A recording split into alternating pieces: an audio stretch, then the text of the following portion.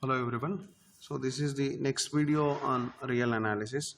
Today we will discuss partial derivatives. See, the need of this partial derivatives is whenever your function is of several variables like f of x comma y, f of x, y, z. In this situation we will think about these partial derivatives. So how to define these partial derivatives? Before going for partial derivative, I just want you to recall the directional derivative, that is directional derivative of f at some unit vector u or else along the unit vector u at the point a comma b is given by limit as the small change h tending to 0 f of a plus h cos theta, again b plus h sin theta, minus f of a comma b by h. Right, so now, or else this can be also put it in this way: f of h tends to 0, f of p plus h into u minus f of p by h, and I expanded that point to be in the polar form cos theta and sin theta. Now the question here is, I don't want this actually, I just want this, concentrate on this. So if you integrate along, sorry, if you differentiate this, consider this directional derivative. If you are considering directional derivative along x-axis, what will happen? See, if I am considering this, the theta is 0. So what will happen to that along x-axis? So this is along x-axis directional derivative. It is limit as h tending to 0, f of a plus h cos theta is there. It will become a plus h and b minus f of a comma b by h. Is it clear? Because I need to take theta to be 0, that's all. Then what will happen to the directional derivative along y-axis? So it will be limit as h tending to 0, f of a, because if I am saying that along y-axis theta will be 90 degree, cos 90 is 0, b plus h minus f of a comma b by h. So in order to just to differentiate the notation, to have a different notation, I will consider along y-axis to be some k, and this is along x-axis to be h. So this is directional derivative along x-axis, and this is the directional derivative along y-axis, which we denoted it as fx, that is partial derivative, and this we denote it as partial derivative along y-axis. So in fact, the partial derivative of fx is nothing but the particular case of the directional derivative. If you find the directional derivative with respect to x-axis, it is fx. If you are finding the directional derivative along y-axis, it is fy. Idea is clear?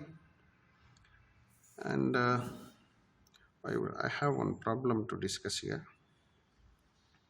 The first problem is f from r square to r given by f of x comma y is equals to modulus of xy is asking us to find fx and fy at 0, 0. So we will use the definition. What is fx of ab? It is given to be limit of h tending to 0, f of a plus h comma b minus f of a comma b by h. What is fy of ab? It is limit as k tending to 0, f of a b plus k minus f of a comma b by k. So here if I am finding with respect to x, the incrementing is done with the x coordinate. If I want to find y, the increment is done with the y coordinate. So keep these things in mind. By practice, you can just have a, if you practice these things, definitely you will get these things. Now what is this fx? What is a comma b here? A comma b is 0 comma 0. What is 0 comma 0? So this is limit as h tending to 0. F of 0 plus h is h. Then 0 minus f of 0 comma 0 by h. Limit as h tending to 0. F of h comma 0 is there.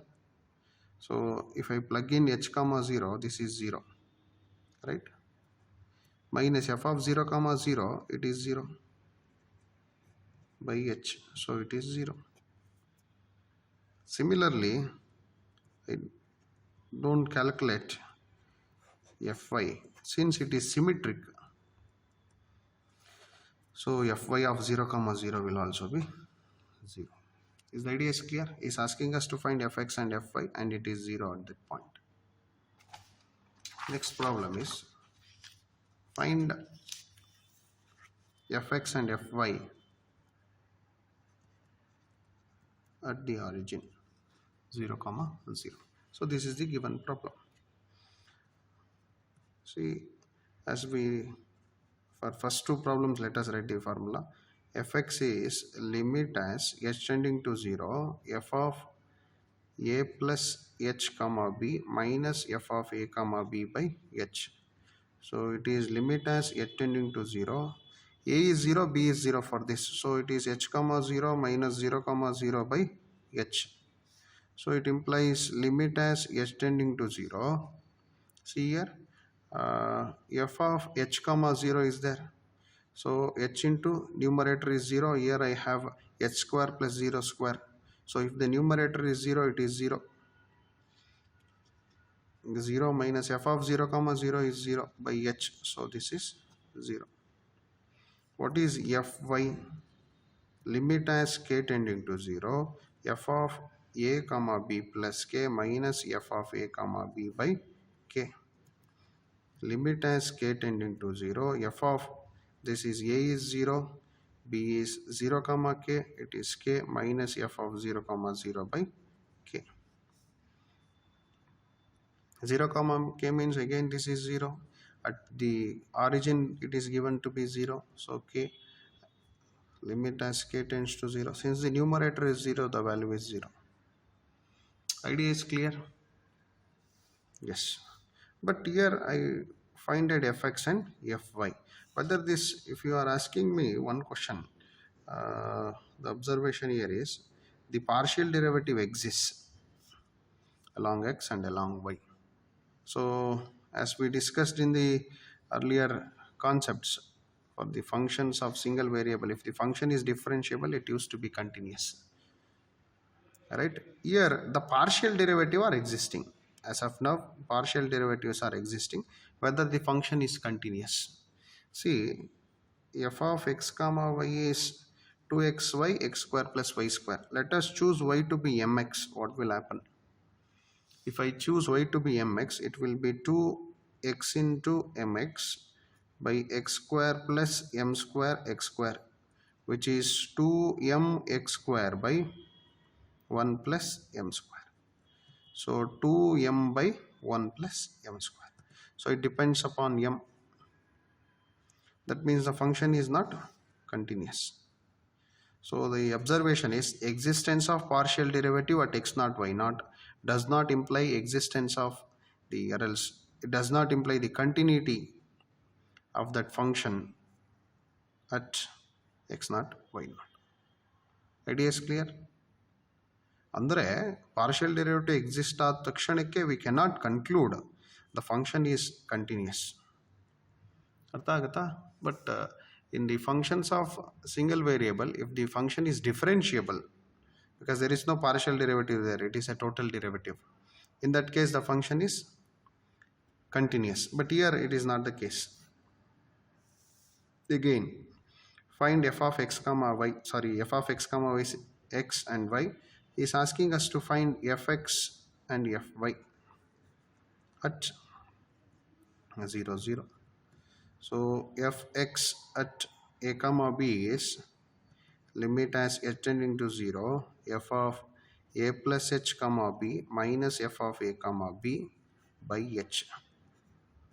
Limit as h tending to 0, f of A plus h is h comma 0 minus 0 comma 0 by h.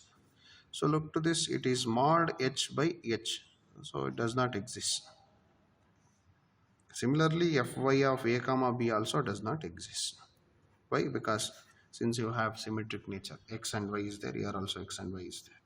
So the same, whatever it is true for x, the same is true for y. So the partial derivatives does not exist for this. Okay. In here we have one more problem, fourth problem. If xy is x square sine 1 by x plus y square cos 1 by y, whenever x is whenever y is non-zero. This will happen whenever y is 0 and x is non-zero, and whenever x is 0 and y is non-zero, this is the case. Whenever they are 0, this is the case. So this is in fact x into y is not equals to 0. That means you are not in the x-axis or else you are not in the y-axis. So you are either above the x-axis or below. You are not in this, whatever I had written in this quadrant, you are not there. You are in the complement of this. In that region, this is the problem.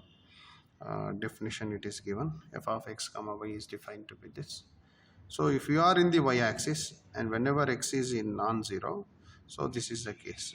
But if you are in the x-axis, wherever the vertical shift is non-zero, where you have some vertical shift, then it should be this. At the origin, this is the case. So find fx and fy at 0 comma 0. Solution, it looks very gained, but the problem is very simple. ಸ್ವಲ್ಪ problem ನೋಡಿದ್ರೆ ಏನೇನು ಅನ್ಸುತ್ತೆ, solve ಮಾಡಿದ್ರೆ ಅರ್ಥ ಆಗುತ್ತೆ ನೋಡಿ. What is f x, ಅದಕ್ಕೆ formula ಕಲ್ತ್ಕೊಳ್ಳಿ, ಸರಿ ಹೋಗುತ್ತೆ. H tending to 0, f of a plus h comma b minus f of a comma b by h. ನೋಡಿ, limit as h tending to 0, f of a is our near the 0 we are finding. So it is h comma 0 minus f of 0 comma 0 by h. Look to this, at 0 comma 0 it is 0, so this is 0. H comma 0, that means whenever y is 0, what is the case? Whenever y is 0, it is h square into sine 1 by h by h. So h and h will get cancelled. Limit as h tending to 0, h into sine 1 by h. So this is, in fact, h is tending to 0 and sine 1 by h is bounded. Sine is always bounded. So what we can think is, this one converges to 0 and this is bounded.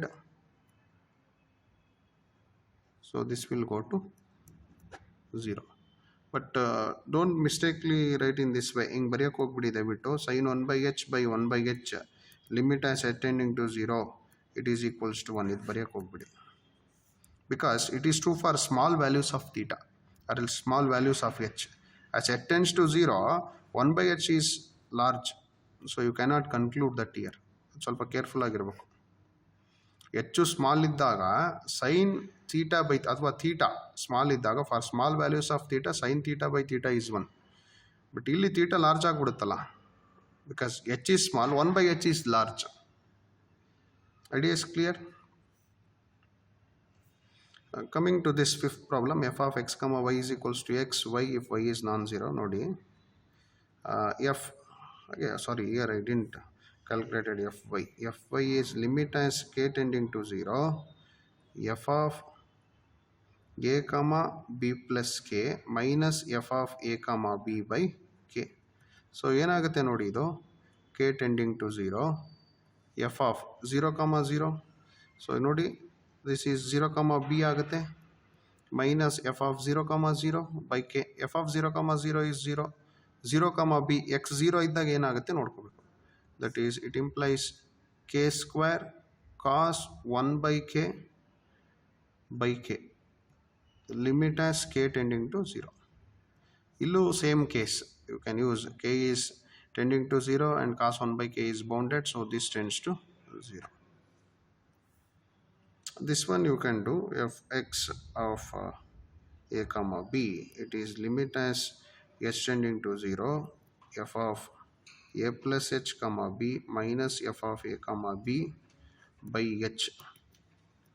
limit as h tending to 0, f of this is h comma 0 minus 0 comma 0 by h.